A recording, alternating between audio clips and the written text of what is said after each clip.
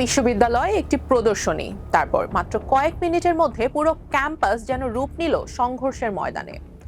প্রশ্ন এখন একটাই, এটি কি শুধু একটি ব্যানারকে ঘিরে বিরোধ ছিল, নাকি দেশের ছাত্র রাজনীতির নতুন এক উত্তপ্ত অধ্যায়ের সূচনা? একটি প্রদর্শনী কেন দুই ছাত্র সংগঠনকে মুখোমুখি দাঁড় করিয়ে দিল, আর এই সংঘর্ষের পেছনে লুকিয়ে আছে ঠিক কোন বার্তা? আজকের প্রতিবেদনে আমরা জানবো রংপুরের বেগম রোকেয়া বিশ্ববিদ্যালয়ের সেই উত্তপ্ত সন্ধ্যার পুরো ঘটনা, দুই পক্ষের বক্তব্য, প্রত্যক্ষদর্শীদের বর্ণনা এবং এই ঘটনার রাজনৈতিক ও ক্যাম্পাস ভিত্তিক তাৎপর্য। সোমবার সন্ধ্যা প্রায় 7:30 হঠাৎ করেই উত্তপ্ত হয়ে ওঠে রংপুরের বেগম রোকেয়া বিশ্ববিদ্যালয়ের ক্যাম্পাস।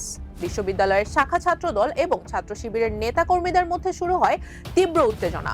কিছুক্ষণের মধ্যেই সেই উত্তেজনার রূপ নেয় সংঘর্ষে। পাল্টাপাল্টি ধাওয়া, ইটপাটকেল নিক্ষেপ, চেয়ার ছোড়াছুড়ি এবং লাঠিসোঁটা নিয়ে ধাওয়া পাল্টা ধাওয়ার পুরো ক্যাম্পাস কার্যত রণক্ষেত্রে পরিণত হয়। প্রত্যক্ষদর্শীদের ভাষ্য অনুযায়ী দিন জুড়ে বিশ্ববিদ্যালয়ের শাখা ছাত্র শিবির জুলাই জুলুমের বিরুদ্ধে জুলাই শীর্ষক একটি প্রদর্শনীর আয়োজন করছিল। সেখানে বিভিন্ন ঘটনার ছবি ও তথ্য প্রদর্শন করা হয়। সেই প্রদর্শনীতে জুডিশিয়াল কিলিং শিরোনামে কয়েকজনের ছবিও ছিল। অভিযোগ, এই ছবিগুলো নিয়েই শুরু হয় দুই পক্ষের মধ্যে মতবিরোধ। প্রত্যক্ষদর্শীরা জানান, বিশ্ববিদ্যালয়ের শাখা ছাত্র দলের নেতাকর্মীরা প্রদর্শন স্থলে গিয়ে ব্যানারের কিছু ছবি অপসারণের দাবি জানান। এ নিয়ে প্রথমে দুই পক্ষের মধ্যে বাকবিতণ্ডা শুরু হয়, পরে পরিস্থিতি দ্রুত উত্তপ্ত হয়ে ওঠে। এক পর্যায়ে উভয় পক্ষের নেতাকর্মীরা লাঠিসোঁটা নিয়ে মুখোমুখি অবস্থান নেন। এরপর শুরু হয় ধাওয়া পাল্টা ধাওয়া, ইটপাটকেল নিক্ষেপ এবং চেয়ার ছোড়াছুড়ি।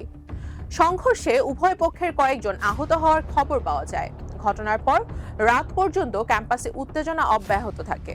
রাত প্রায় 8:45 পর্যন্ত বিশ্ববিদ্যালয়ের মূল ফটকে অবস্থান নেন ছাত্র শিবিরের নেতাকর্মীরা। অন্যদিকে পার্ক সংলগ্ন মসজিদের সামনে অবস্থান নেন ছাত্র দলের নেতাকর্মীরা।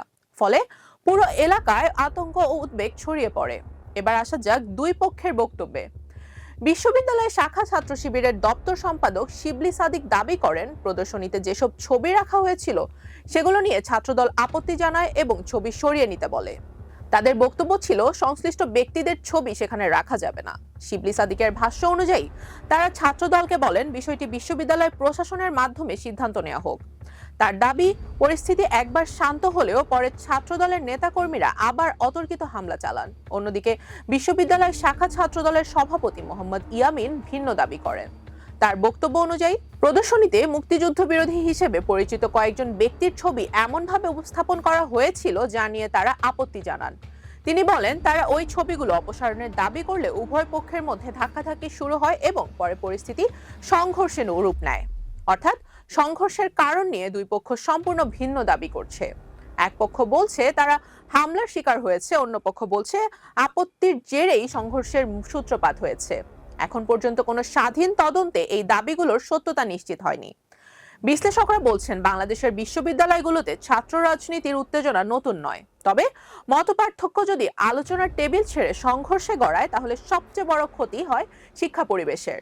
একটি প্রদর্শনী বা মত প্রকাশের বিষয় যদি সহিংসতায় রূপ নেয়, তাহলে তা শুধু একটি বিশ্ববিদ্যালয়ের সমস্যা নয়, বরং উচ্চশিক্ষা প্রতিষ্ঠানগুলোর নিরাপত্তা ও সহাবস্থানের সংস্কৃতি নিয়েও নতুন করে প্রশ্ন তোলে। সবচেয়ে গুরুত্বপূর্ণ বিষয় হলো, এই ঘটনার পর বিশ্ববিদ্যালয় প্রশাসনের ভূমিকা কি হবে, দোষীদের বিরুদ্ধে কি ব্যবস্থা নেওয়া হবে এবং ভবিষ্যতে এমন পরিস্থিতি এড়াতে কি পদক্ষেপ নেওয়া হবে, সেটি এখন শিক্ষক, শিক্ষার্থী ও অভিভাবকদের বড় প্রত্যাশা।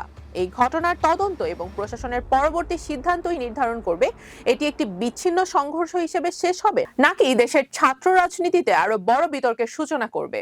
ঘটনার নতুন কোনো আপডেট, প্রশাসনের সিদ্ধান্ত কিংবা আইন শৃঙ্খলা রক্ষাকারী বাহিনীর বক্তব্য প্রকাশ হলে সেটিও অবশ্যই আপনাদের সামনে তুলে ধরা হবে।